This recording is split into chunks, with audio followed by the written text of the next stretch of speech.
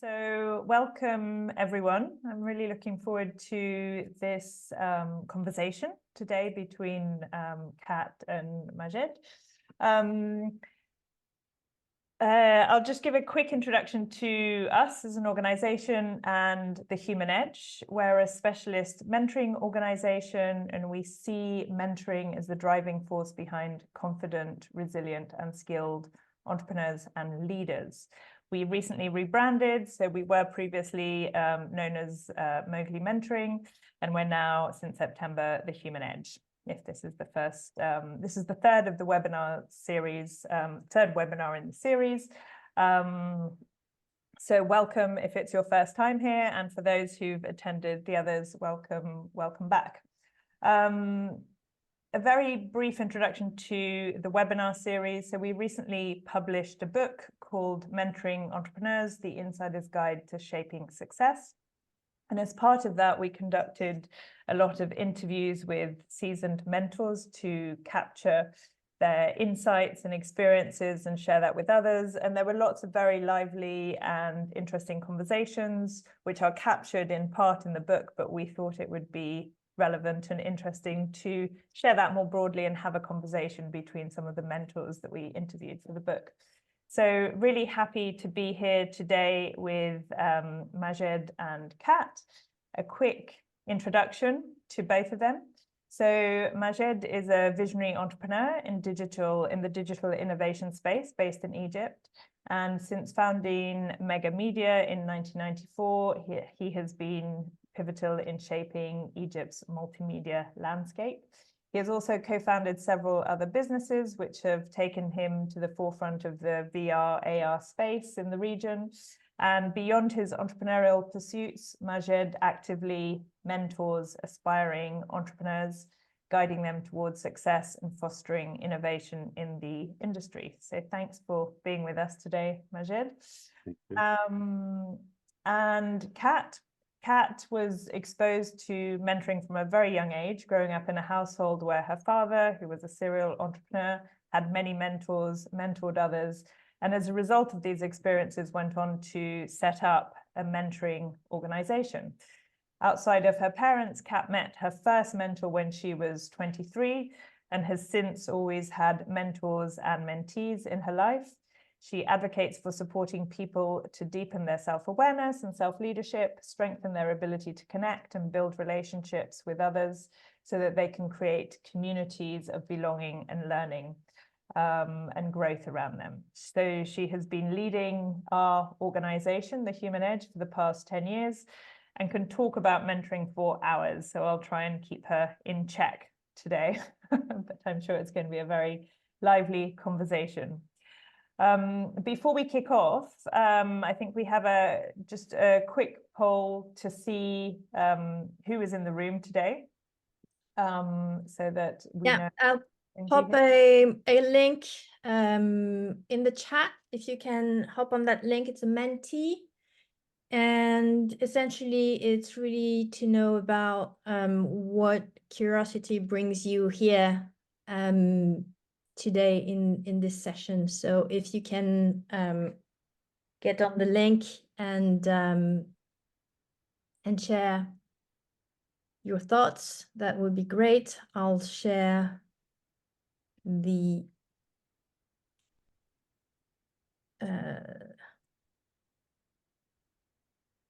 screen here. Yes, I'll give you a few seconds. Connection, hearing new perspective, learning.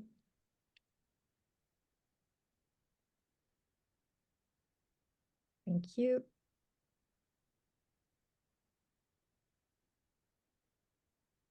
How to better build trust. So we hope you'll get something from this session.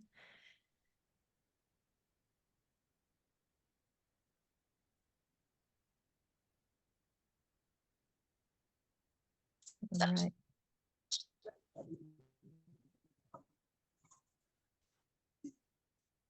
All right.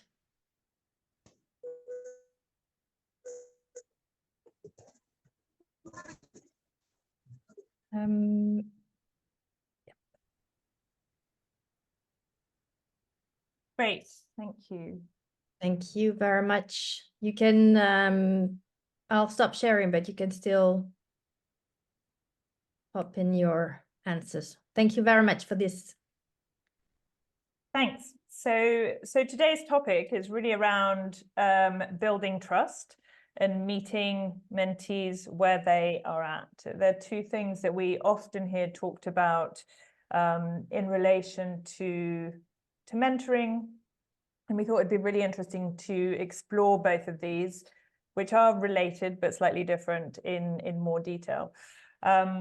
So do, as we go along, questions might arise. Do pop them in the chat. We will be talking about trust first, and then we'll go on to the second topic and have time for questions after each one. So store those up, and we'll try and leave some time for your questions as well. So before we kick off, I'm really curious to hear from both of you what initially drew you to mentoring, and what that experience taught you about the importance of trust in mentoring relationships. So maybe Majed, we can start with you. How did you initially come to mentoring? Well, I recall the first time I was asked to mentor, it was Startup Weekend, I think 2012, 13, something around these dates. And it was my first time to actually hear the term.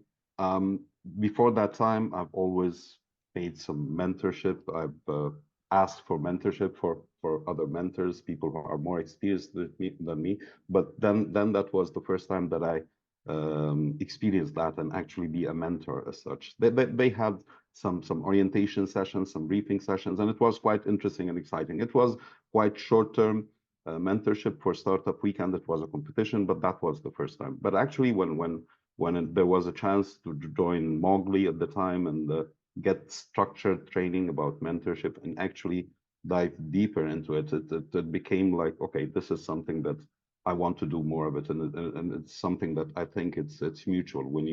When you do this mentorship relationship, somehow charges me back, so it helps me even on my level as well, and it's not just a one-way thing. So that's how I came to this whole mentorship. Thanks, Majid. And that's really interesting, the kind of that you mentioned to be, it charged you back, and that was the topic of, I think, our first webinar, kind of once a mentor, always a mentor. Yeah. That mentors get a lot from the relationship as well. So Exactly. once you do it well and have some tools and techniques and experience, it's something that kind of keeps you coming back. It does. Mm. Yeah. Over to you, Kat. We know you've had mentoring in your life for a long time, Yes.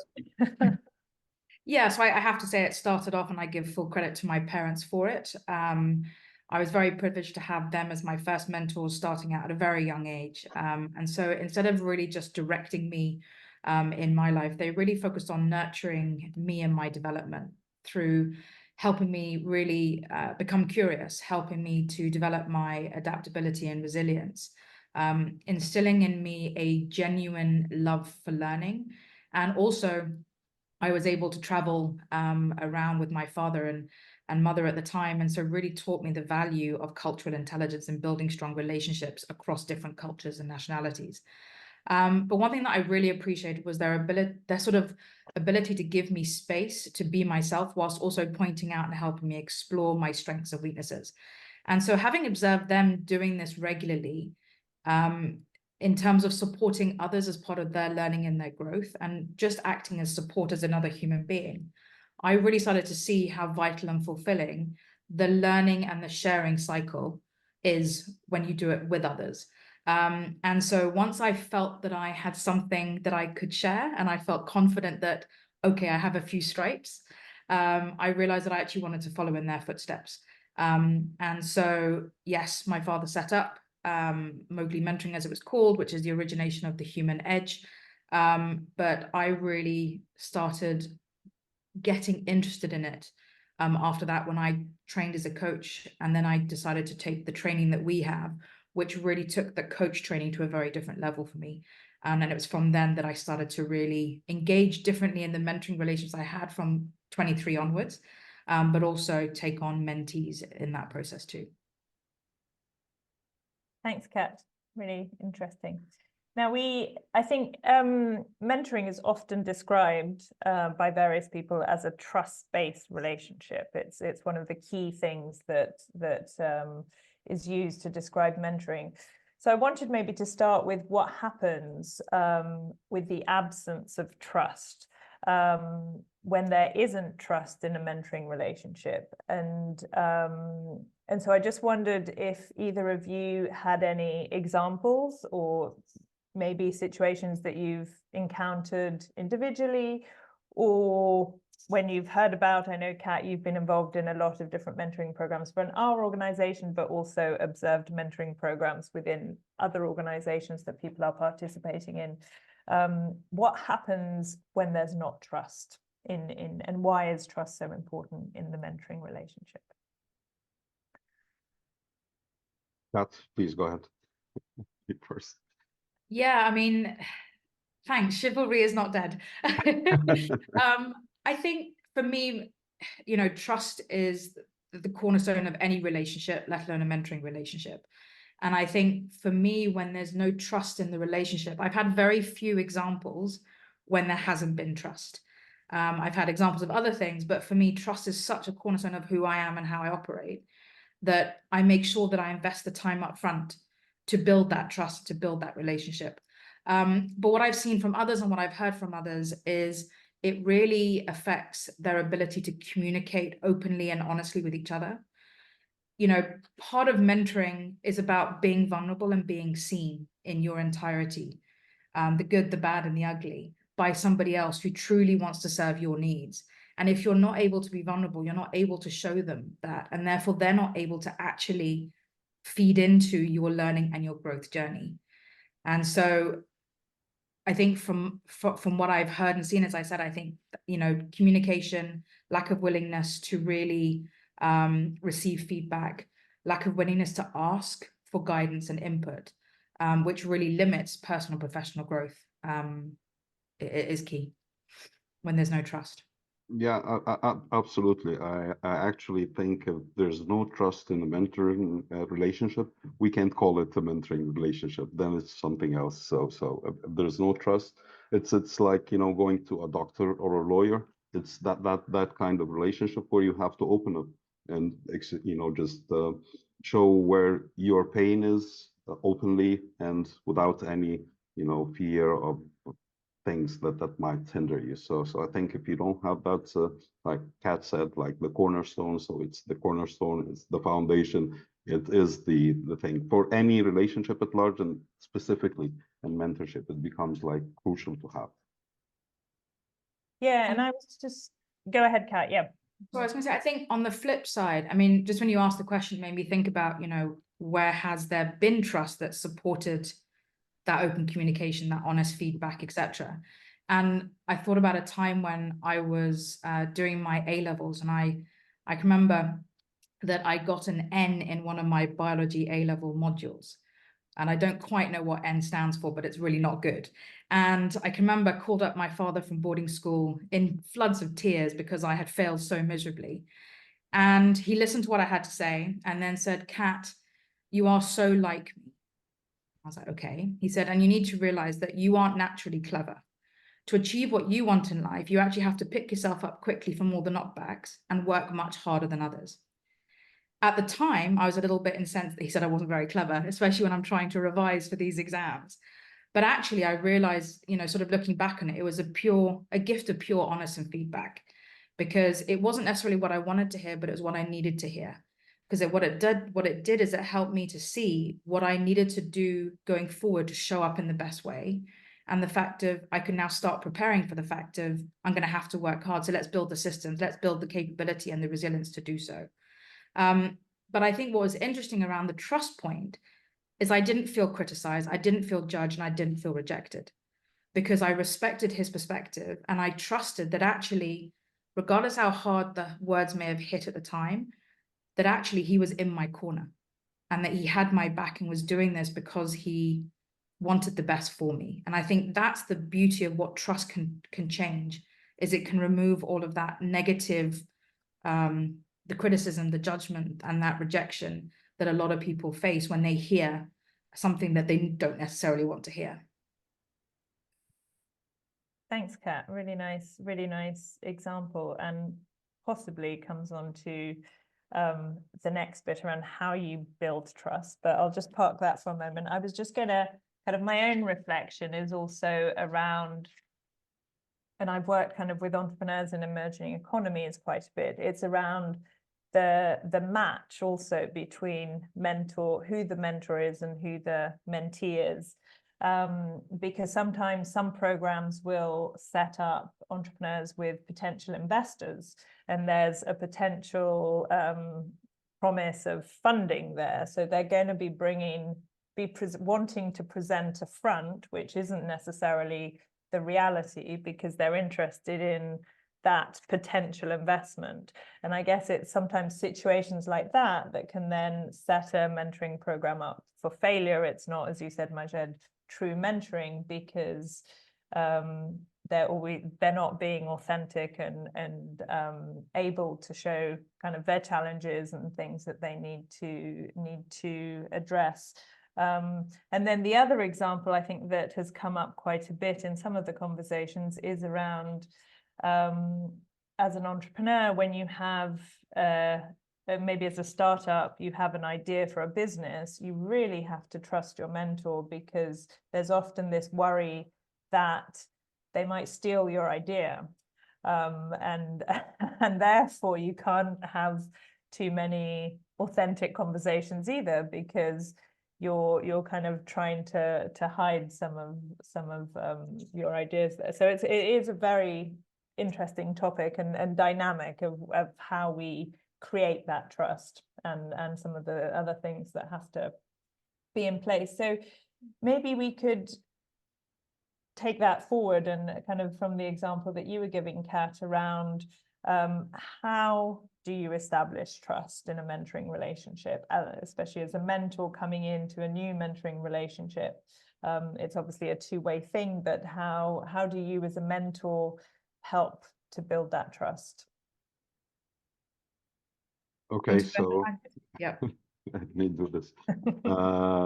Well, in principle, I think it's the mentor's role to understand this situation and establish this foundation for trust by active listening, setting the objectives for the relationship. Like you said, if they are not on the same page, so the mentee is expecting something and the mentor is expecting or has different reading of the situation, so the relationship doesn't really work out. So I think it's in principle it's about especially at the first meeting, I would say the first couple of meetings where you have the first impression, establishing some personal connection. I would say, aside from the business mentorship, I always try to or tend to have this kind of personal connection, having understanding of the person's values, where their background, their stories, their pains, their challenges, all of that, because it's all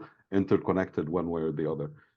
And sometimes it's you have challenges coming in the business that are just the mirror of something that has to do with some personal challenge, and so again, just having this kind of open communication, setting the tone of voice and the common ground, clear objectives of the whole relationship, that makes things much easier and builds it for a strong foundation of trust. Great, thank you. Many important points there. I can see a hand up, but we'll continue with this topic and have questions in about 5 minutes, if that's okay. So over to you, Kat. Completely agree with everything that Maia just mentioned. And I think in terms of maybe some practical tools and tips that people can take away, I think, one of the things that we do within our programs is actually, which Maia alluded to, is actually set a mentoring agreement, which really outlines the roles, the expectations, the responsibilities of both the mentor and the mentee. And we co-develop that as a mentor-mentee. So we own it and we feed in what we really want. to ensure that we're shaping the relationship in the right way.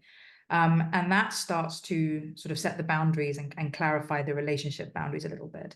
And then one of my favorite tools is what I call the lifeline. And this is where you literally take your life from 0 years to your current year.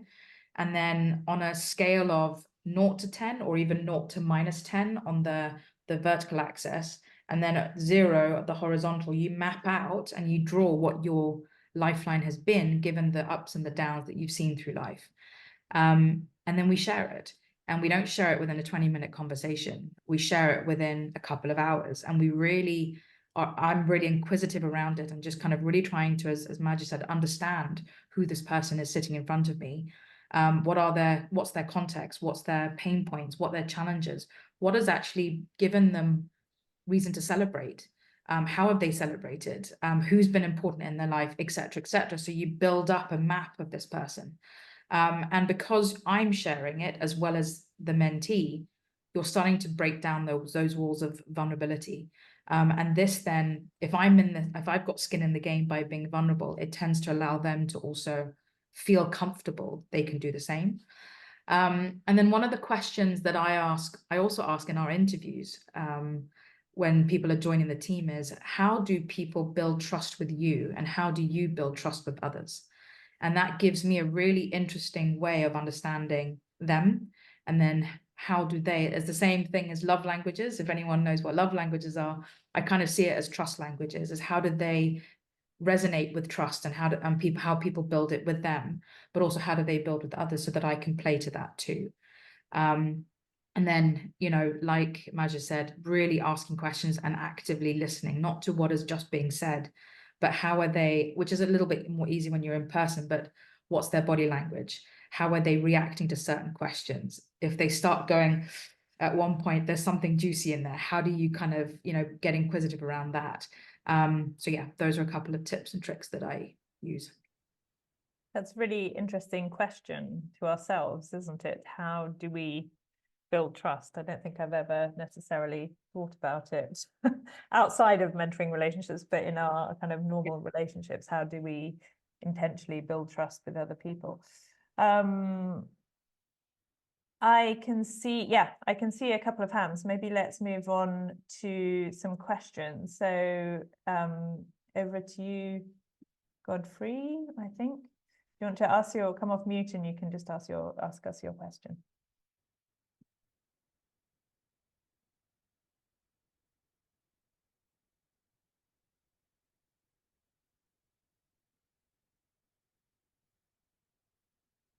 We can't hear you.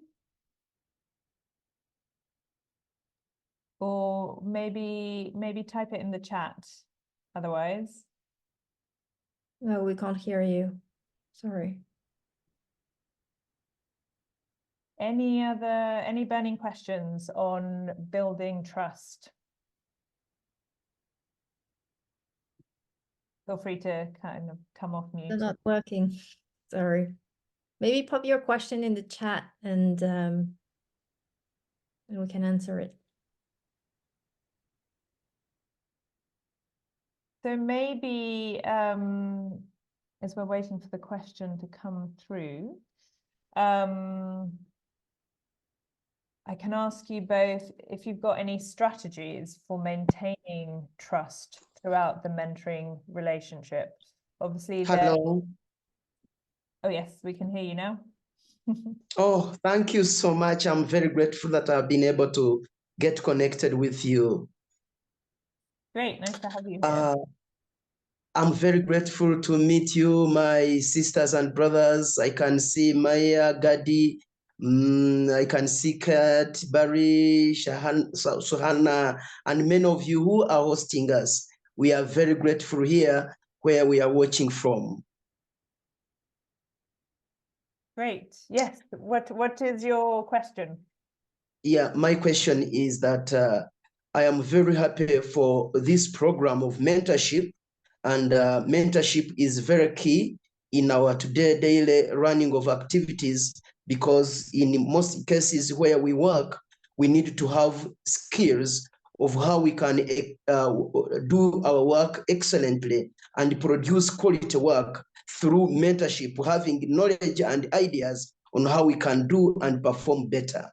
Then mentorship is very seriously needed in many organizations, in many institutions, because you find a person is just being brought into the office when he or she has not been mentored very well, and find there is some gap and some loopholes in the process of delivering the services. So my question was about that.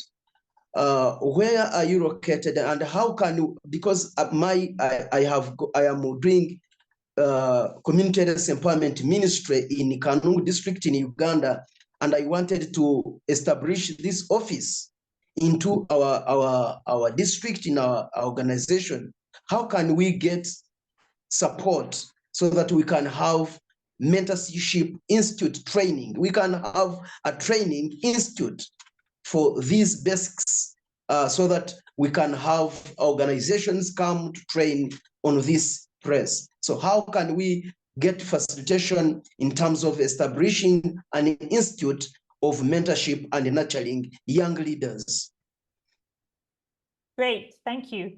I can maybe answer that quickly, and then so I mean, as an organization, I think one of our big areas of investment has been around supporting people to transition into mentoring by building skills. Often people come to mentoring with a lot of background experience, but they don't necessarily have the skills to mentor. And obviously one of those really important skills is how you build trust and build a relationship with the mentee.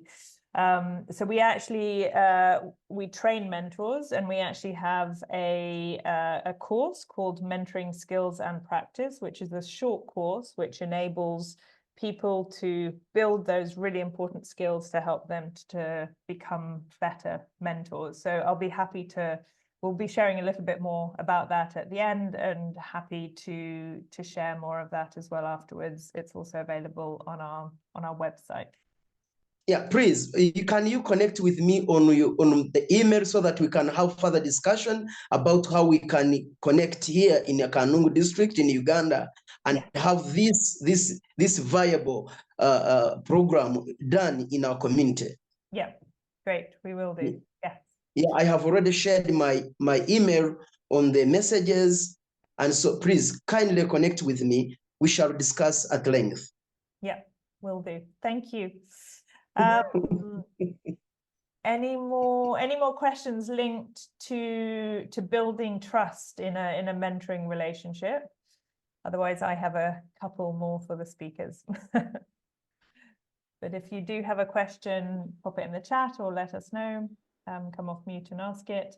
So my question for both of you is, obviously we see trust often really important at the early stages of the mentoring relationship. And actually, one of the things that was quite interesting when we interviewed for the book was people said sometimes it takes time to feel like you're having an impact in the mentoring relationship, because the first 2-3 sessions might be really focused around getting to know each other and building that trust, rather than jumping straight in and addressing the issues that the mentee might need to talk about.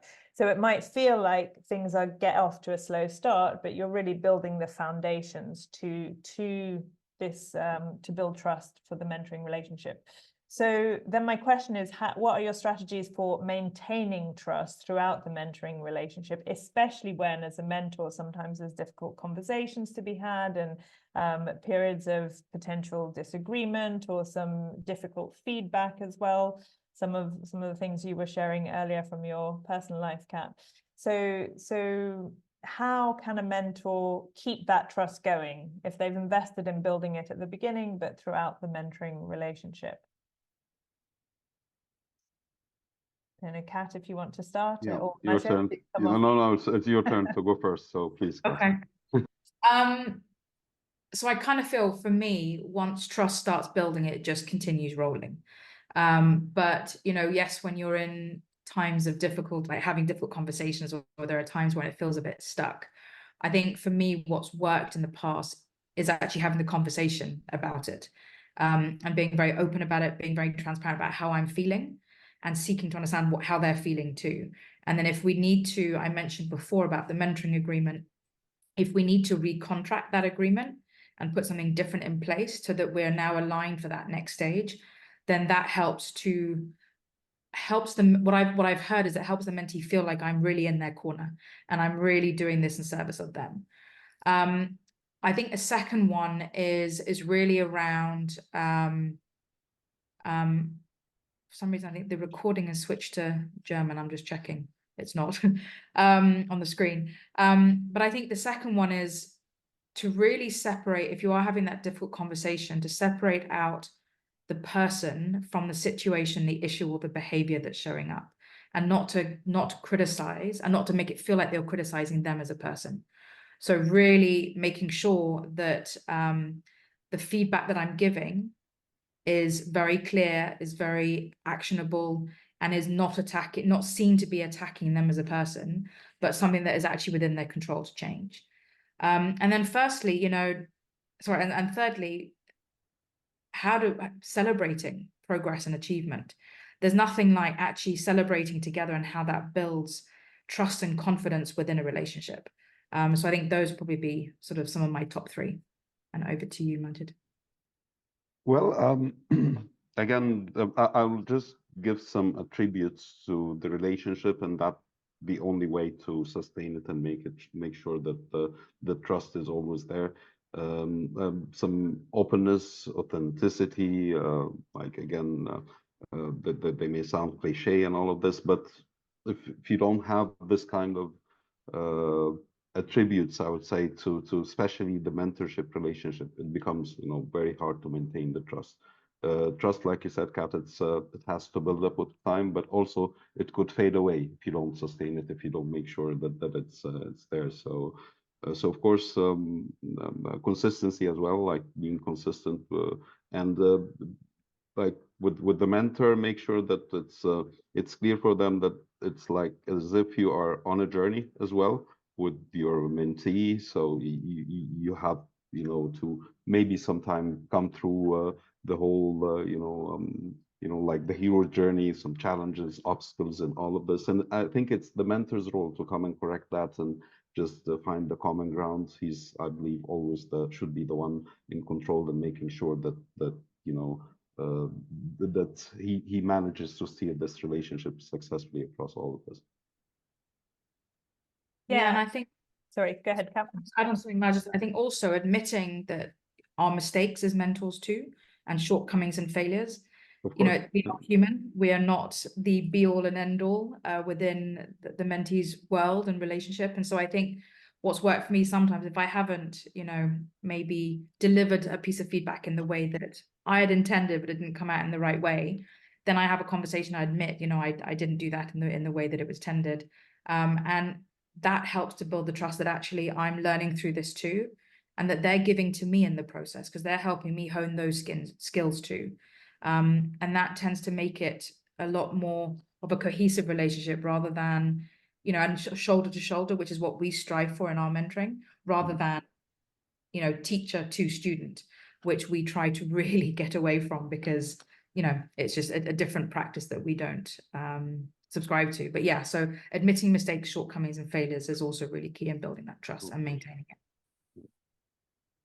And I was going to add, kind of that word authenticity is really critical, isn't it, to a mentor? And I think a number of people, when they're asked maybe to become mentors, have a bit of imposter syndrome, thinking that they need to come in with all the answers and that kind of they're the mentor up on a pedestal, but actually being, as you were saying, Kat, being authentic and sharing that actually I don't have the answers, let's work through it together, is so important also to build that. if you go in thinking that you do need to be the kind of all-seeing, all-knowing mentor, then it's a lot more scary for the mentor, and it's not that fruitful a relationship for the mentee. And I think that's one of the critical things also in the mentor training is really realizing this. And quite a few mentors have said this is kind of an aha moment for them to understand. And I think the mentoring agreement is also really critical, because I know as part of structured mentoring programs, one often has and signs a mentoring agreement where we talk about confidentiality and trust, and that's where kind of it creates this safe space, especially for entrepreneurs with a new idea, that it won't be stolen. But for mentoring relationships that happen organically, and this is maybe a question for both of you, when you've had mentoring relationships that have just emerged, which haven't been part of a structured mentoring program, do you tend to have an agreement with your mentees that you both sign, or does it a bit more fluid? As long as it's clear, it doesn't have to be signed agreement as such. During the first meetings, we set the objectives of this mentorship and the relationship, how far we want to go, how, schedule like all the meetings, the time, the space, all of that. So once you have that understood from both sides, of course, having it in an agreement makes it more structured and visible, and you can always refer to. But if you can have the paper and not the understanding. If you have the paper written and signed but not the understanding, the paper is useless. But if you have the understanding and if you don't have the paper, then it's better that you are on the same page. You share some common vision. You're in a common space. After that, things become much easier. Great, thanks. Yeah, I love that you have the paper, not the understanding. Absolutely. I think for me, it also depends upon if my mentee has actually been mentored before and understands how to drive the relationship. If it's if they're quite a green mentee, then I actually still use our checklists and set it up in that way. It's a tried and tested model that works. And so I still use that today. If it's somebody who is probably more mature within the mentoring space, then I still go through it in my head to make sure that we have the common understanding. We are aligned in why we're both there, and some of the key points are at least verbalized, but I don't sign an agreement with them. But if it's someone who's quite green, then yes, I have signed the agreement outside of our programs, because it actually makes them feel a bit more confident in it too. There's also that factor. It's not just about what I want, it's actually about what they want and how they're going to feel confident opening up to me. And understand the parameters of the relationship. Absolutely. There's a question in the chat, and then we'll move on to the second topic. So the question is, could you explain a bit more can you explain a bit more on showing vulnerabilities to the mentee to gain their trust? So maybe an example of what being vulnerable or showing your vulnerabilities might actually mean in practice. Well, we're human. We're all vulnerable at the end of the day. So it actually makes I know sometimes when I start, especially at the first sessions, and I tell my mentees, okay, tell me your story briefly, what happened to you, and then I pick on a pain point that somehow resonates with me. Maybe I came across that sometime in my journey, and I tried to communicate that in a way that, okay, you know what, we've been there before, both of us. Maybe that will lead us to the next part, where meeting them where they at. But I think that helps a lot. That helps a lot to know, okay, and helps the mentee as well, especially if that's true. That to understand that the mentee has come through this before, so maybe he has a way to guide me through it. So I think it's, of course, showing vulnerability and being open about yourself is crucial, again, for this kind of relationship. Yeah, completely agree. And I see mentors being a role model within the mentoring relationship for that, to really kind of give way for and make the space for the mentee to also open up. I think it's about sharing personal stories, and as Maja said, finding that commonality, because if we find someone who's been through something similar, it's like, okay, they get me, they understand what I've been through, and that speaks volumes within a relationship. I also think asking them for feedback on how I'm doing and how I'm not doing, and how the relationship's going, how it's not going, and really talking about it is really key in showing vulnerability for them to see that, and to role model it for them to see the importance and the impact of it. And then something which Suhana and Maya know, so we start a lot of our meetings with 3 key questions, which is, what's your energy level at this moment, and what's your emotion, and what's your intention. And I often start my mentoring conversations with those 3 questions, because it gives me a readout on where they're at. And often I'll say something that is really vulnerable because it kicks us off straight away. And it's like, okay, that's where she's at, right? Okay, let me be a little bit more vulnerable too. And so I think it's just role modeling it and showing them that it's okay. It's okay to be vulnerable. And actually, it gives you a far greater impact in the relationship than holding on to it and not allowing yourself to be seen. Great, thanks, Kat. And that takes us on very nicely to the next topic, which is around meeting your mentee where they are at. And I guess this could have lots of different interpretations. It's something that that we also hear talked a lot about in mentoring. So I wanted to kind of delve a little bit deeper into what this actually means. So maybe I can ask both of you, when I say it's important to meet your mentee where they're at, how do you interpret this, and what does it mean for you? You want to go ahead? Yeah. For me, it's really about understanding the mentee's current situation, needs, context, rather than me imposing a predefined judgment or structure on what they're going through and what they're expecting from this. So it's really understanding their background, which we've spoken about at length, and then also understanding what their learning style is, and understanding really what their goals are, and then sort of really being as supportive as possible rather than a hindrance to them achieving that. And really sort of tailoring my mentoring style. I mean, there's some of my mentees are absolute go-getters. And so I have to be a lot quicker on things and ask and look for questions that are going to be very different to what they're already asking themselves. And then there are other mentees who maybe are not running at that pace, and that's okay. But I've got to adapt my style to make sure that I'm not swamping them or holding them back within either case. Yeah, totally agree. And of course, like, remember when we had the chat, I was like, my first response, it's about literal meeting them where they're at, like time and space, be accommodating to their specific needs and all of this.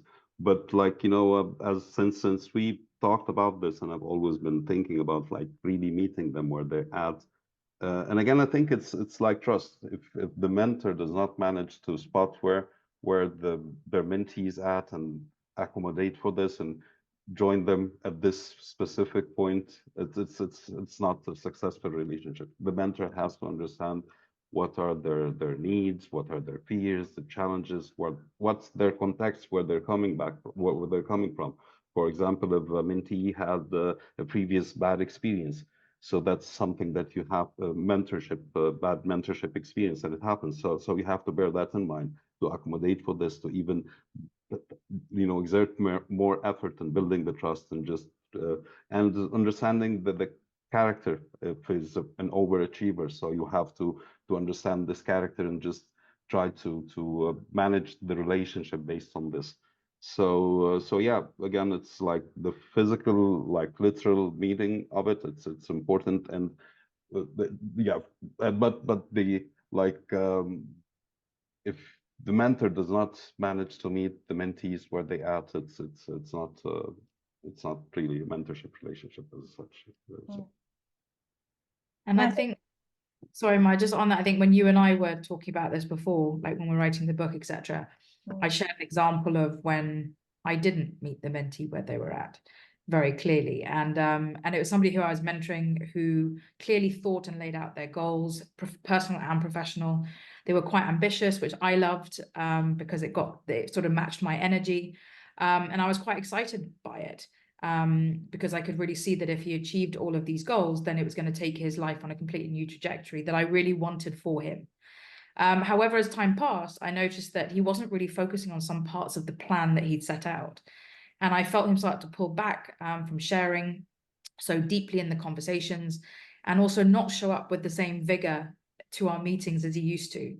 And so I asked him, how he felt things were going. And he actually, thankfully, because of the trust, he actually shared with me that he felt he was letting me down and that he didn't have things to report to me when we met. And I went, oh boy, okay. So I took that away, did quite a bit of self-reflection, and I realized that actually I was really interested in certain parts of his plan. And I was pushing my own agenda, my personal drive and pace onto him and our relationship. Because Oh, Kat, you just sorry, I went pressed that. on mute. Yeah, apologies. I was getting too excited that I really wanted him to do well in the areas that I had a lot of energy and sort of belief in. But I thought I was motivating him, but actually I was doing quite the opposite. And so we did have quite a few good conversations around it, which, included me asking him also, why wasn't he focusing on the other areas? Were they not as important? Did he feel like, sort of it wasn't actually what he wanted to do? And what that shone up was actually a number of blind spots for him, which enabled us to then have further really interesting conversations and then take the relationship forward. But I definitely understood the impact of me putting my excitement, my drive and my pace onto somebody else with really good intention. Delivery wasn't quite as useful. So yeah, that sounds like quite an interesting learning journey for you as well, Kat, in your development as and growth as a mentor. And I'm still learning it. Yeah, as many will attest to. Yeah, it's an ongoing learning journey. That's one of the important traits of great mentors, is it's a lifelong learning. 100%. But I often feel a mentor has quite a complex task ahead, because they really have to understand sometimes their mentee just wants kind of encouragement and validation and understanding that they're on the right path. And other times the mentor, I guess, has to make a bit more of a judgment call and say, I think they could be pushed, they could go further, they could be more ambitious. And you have to judge this right, because it's going to affect kind of your mentee and the outcome of the mentoring relationship. So it's kind of, in your example, Kat, it kind of, that was a learning journey for you in what your mentee wanted and where they were at and where you were there. Absolutely. And I think that example, had it been with somebody different, might have landed very differently. I think it goes back to understanding the person in front of you and really meeting them where they're at and making sure that you're able to give them what they need. That can also be challenge, it's giving them challenge, which is really important. And maybe sometimes it's to back off. But you need to understand the person to be able to know what is the right pedal that you should push at that particular time. Great. And as you like Kat said, explore and understand the person. So you would at the end of the day understand that there's like traits of his personality that maybe he has anxiety, for example. So this is something that will most probably stay there, and you just have to help him to cope with it and build some resilience mechanisms and stuff like that, rather than just rejecting it. So understanding oneself is also important to help them and to help yourself meet them where they're at. Great. Really, really interesting conversation. Any questions? We've got a couple of minutes for questions, so please share if you want any more examples or any challenges you're facing yourself or faced in the past. Hi, can I ask a question? Just a general question. Yeah, it's just are there ways of putting a personality test beforehand before you go into the introductory stage of the meetings? Is there a way of having a test or a way of testing people's behaviors as beforehand, like a test or something like that, so that when the mentee and the mentor meet, they're able to see the strengths and capabilities of each person? I think this is really, really interesting. I'll hand over to you guys to answer, but maybe kind of a quick take on it myself. Is it kind of is quite different whether it's a structured mentoring program where you have a mentoring program manager who is involved in creating the matches. So these are all things that they have to take into account when creating great matches where there's chemistry between mentors and mentees, and if it's more of an organic match. But yeah, really interesting question. Kat, I'm sure you have some things to say on it, and Majid as well. Do you want to go ahead, Majid? No, please. I'm sure you have better I mean, answers. so we actually used to use the MBTI, the Myers-Briggs personality test in the beginning, and offer that as a free version that we would offer it for people to use. There are some of my favorite ones. The Enneagram is one of my favorite personality tests, and the DISC assessment, as well as MBTI. But I think one of the things that I've learned is what shows up in a test doesn't always reflect reality. And therefore, their data inputs into helping me understand the person and helping the other person understand themselves better. But they're not my cheat sheet of how to sort of, engage with them. So their data inputs in rather than the ultimate blueprint of that person. And I'm very careful not to categorize people and sort of segment them away from other people, because you can have blends and things can change as you also engage with them. Okay. Majid, I don't know if you've got anything to add, or there's Yeah, there's all the personality tests and that you can do, but nothing really helps someone to understand the other person. But really open communication and dialogue that would help both ends understand where they're at and where they're coming from. Okay. And maybe we can use AI and VR at certain points in time to help with that. Don't get me too excited here, Majid. It's on my list. Just teasing. We've got a question in the chat around how you build trust with a mentee without meeting him or her. And I'm not sure, Thomas, if you are referring to without meeting them face to face in person, or without having a conversation with them. I would argue it's a little bit difficult without having a conversation with them, but kind of obviously you're communicating in some way. I don't know, Kat or Majid, if it's not a face-to-face meeting in person and it's online over Zoom or Skype or WhatsApp, is there any difference in building trust virtually versus in person?